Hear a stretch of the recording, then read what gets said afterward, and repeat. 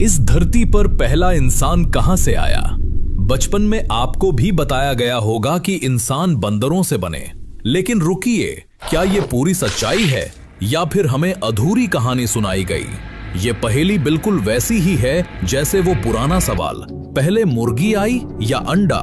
सोचिए तो, अगर कहें कि अंडा पहले था तो सवाल उठता है उसे दिया किसने? मुर्गी के बिना तो अंडा हो ही नहीं सकता। और अगर कहें मुर्गी पहले थी तो मुर्गी कैसे बनी? क्योंकि मुर्गी तो अंडे से ही निकलती है। यही गोलमोल सवाल इंसानों के साथ भी है। आप कहते हैं मैं अपने माँ बाप से पैदा हुआ, ठीक है, लेकिन आपके माँ बाप कहां से आए? उनके भी तो माँ बाप थे और उनके माँ बाप के भी माँ बाप। ये सिलसिला पीछे चलता ही जाता है। तो ये सिलसिला शुरू कहां से हुआ? सबसे पहली कड़ी कौन थी? वो आदमी था या औरत? और जब बच्चा पैदा करने के लिए दोनों चाहिए तो ये सब शुरू कैसे हुआ? और अब सबसे बड़ा सवाल, अगर सच में इंसान बंदरों से बने तो एक मिनट रुकिए। आज जो चिड़ियाघर में बंदर बैठे हैं, जो जंगलों में लंगूर घूम रहे हैं, जो पहाड़ों पर चिंपैंजी रहते हैं, वो भी तो इंसान बन जाने चाहिए थे ना। अगर विकास का नियम यही है कि बंदर धीरे धीरे इंसान बनते हैं, तो फिर आज भी हर बंदर को इंसान बनना चाहिए। लेकिन ऐसा हो नहीं रहा। क्यों? क्योंकि बंदर इंसान नहीं बनते। ये बात ही गलत है। और यहीं से शुरू होती है असली कहानी। वो कहानी जो स्कूल की किताबों में अधूरी है। वो कहानी जो आपको चौंका देगी, सोचने पर मजबूर कर देगी, और एक बार सुनने के बाद आप कभी नहीं भूल पाएंगे। तो फिर सच क्या है? इंसान अगर बंदर से नहीं आया तो फिर कहां से आया? और पहला इंसान आखिर था कौन? इस रहस्य को खोलने के लिए हमें एक काल्पनिक यात्रा करनी होगी। मान लीजिए आपके पास एक समय की मशीन है, एक ऐसी मशीन जो आपको अतीत में ले जा सकती है। तो आज हम इस मशीन में बैठते हैं और दबाते हैं एक बटन।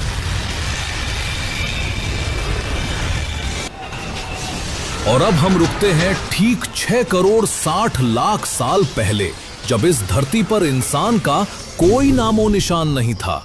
जैसे ही आप मशीन से बाहर निकलते हैं, चारों ओर एक अलग ही दुनिया है। जंगल इतने घने हैं कि सूरज की रोशनी जमीन तक नहीं पहुंचती।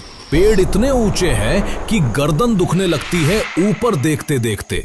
और अचानक आपको एक आवाज सुनाई देती है। जमीन कांप रही है, जैसे कोई भूकंप आ रहा हो। लेकिन ये भूकंप नहीं, ये है एक विशालकाय जीव जो चल रहा है।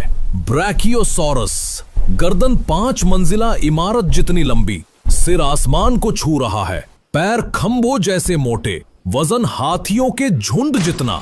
आप मुड़ते हैं और देखते हैं पानी के किनारे कुछ और विशाल जीव, ट्राइसेराटॉप्स का परिवार। 3 सींग वाले बच्चे खेल रहे हैं, बड़े पानी पी रहे हैं, सब शांत है। लेकिन अचानक एक दहाड़ इतनी तेज कि दिल दहल जाए। जंगल से निकलता है टायरेनोसॉरस रेक्स। मुंह खुलता है तो दांत दिखते हैं जैसे तलवारें लटकी हों, आंखें शिकारी नजर। ये था डायनासोर का युग। करीब 15 करोड़ सालों से इन्हीं का राज था। कोई इन्हें चुनौती नहीं दे सकता था, या शायद हम ऐसा सोचते थे, क्योंकि उसी समय धरती से करोड़ों किलोमीटर दूर अंतरिक्ष की गहराई में एक भटकती चट्टान थी। पत्थर और धातु का गोला, माउंट एवरेस्ट जितना बड़ा। ये चट्टान हजारों सालों से खाली स्पेस में घूम रही थी, लेकिन किस्मत को कुछ और मंजूर था। एक दिन एक और एस्ट्रॉइड से इसकी टक्कर हुई और इस टक्कर ने इसका रास्ता बदल दिया। अब ये एस्ट्रॉइड सीधे हमारी धरती की तरफ बढ़ने लगा। धरती पर डायनासोरों को खबर तक नहीं थी, वो अपनी दुनिया में मस्त थे। लेकिन ऊपर आसमान में तबाही तेजी से करीब आ रही थी। हर घंटे, हर मिनट, हर सेकंड करीब और करीब। और फिर वो दिन आया। सुबह की धूप निकली थी। मैक्सिको के पास समुद्र किनारे कुछ पैरासोरोलोफस पानी में खेल रहे थे। अचानक उन्होंने आसमान की ओर देखा। एक रोशनी तेजी से बढ़ती हुई, और उससे पहले कि वो कुछ समझ पाते, धमाका। इतना बड़ा धमाका कि आवाज नहीं, सन्नाटा। पूरा मेक्सिको का हिस्सा एक पल में गायब। धरती में एक विशाल गड्ढा बन गया, इतना गहरा कि 100 मंजिला इमारतें उसमें समा जाएं। इम्पैक्ट से निकली ऊर्जा इतनी भयानक थी कि आसपास के सारे डायनासोर पल भर में राख हो गए। फिर एक शॉकवेव चली, आग और पत्थरों का तूफान जो धरती के चारों ओर फैल गया। पहाड़ गिरे, जंगल जल गए, समुद्रों में लहरें इतनी ऊंची उठी कि पूरे द्वीप डूब गए। लेकिन सबसे खौफनाक था वो जो बाद में हुआ। अरबों टन धूल, मिट्टी, राख आसमान में उड़ गई, इतने ऊपर कि पूरी धरती को एक काले बादल ने ढक लिया। सूरज छिप गया, दिन में भी अंधेरा, और ये अंधेरा हफ्तों नहीं सालों तक रहा। बिना सूरज के पेड़ पौधे मरने लगे, बिना पेड़ों के शाकाहारी और उनके बिना मांसाहारी भी। एक एक कर प्रजातियां खत्म होने लगीं, और वो ताकतवर डायनासोर जो करोड़ों सालों से राज कर रहे थे इतिहास बन गए। लेकिन सब कुछ खत्म नहीं हुआ, क्योंकि कुछ जीव बच गए। वो कौन थे? वो नहीं जो ताकतवर थे, बल्कि वो जो छोटे थे, जो छिप सकते थे धरती के नीचे, गुफाओं की अंधेरी खोहों में। छोटे छोटे जीव, आज के चूहों जैसे, फर वाले, गर्म खून वाले, स्तनधारी। ये बहुत कम खाते थे, ठंड में जी सकते थे क्योंकि इनके पास फर था, और सबसे बड़ी बात, ये जिंदा रहने की जिद रखते थे। भूख लगी कुछ भी खा लिया, प्यास लगी ओस चाट ली, ठंड लगी एक दूसरे से चिपक गए, और बच्चे पैदा करते रहे पीढ़ी दर पीढ़ी।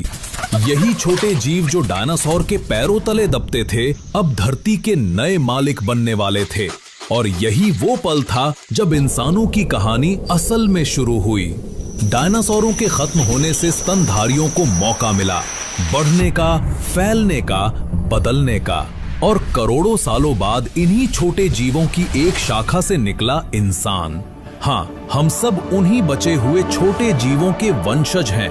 लेकिन सवाल अभी बाकी है, उन छोटे फर वाले जीवों से आज के इंसान तक ये सफर कैसे हुआ? धरती पर फिर से रोशनी कैसे लौटी? पेड़ पौधे फिर से कैसे उगे? और वो छोटे स्तनधारी कैसे बदलकर हाथी, शेर, व्हेल और इंसान बने? और सबसे बड़ा सवाल, अगर बंदर से इंसान नहीं बने तो बंदर और इंसान का रिश्ता क्या है? क्यों हम दोनों इतने मिलते जुलते हैं? इन सवालों का जवाब मिलेगा अगले एपिसोड में, जब धरती फिर से जीवित हुई, स्तनधारियों का उदय, जहां देखेंगे कैसे बारिश की बूंदों ने धरती को फिर से सजाया, कैसे छोटे जीवों ने अलग अलग रूप लिए, और कैसे शुरू हुआ इंसान बनने का सफर। और जानेंगे डार्विन की असली थियरी जो स्कूल में नहीं बताई गई। तो दोस्तों, ये था एपिसोड 1। अगर आपको ये कहानी रोमांचक लगी तो वीडियो को लाइक करें, शेयर करें अपने दोस्तों के साथ, और चैनल को सब्सक्राइब करना मत भूलिए।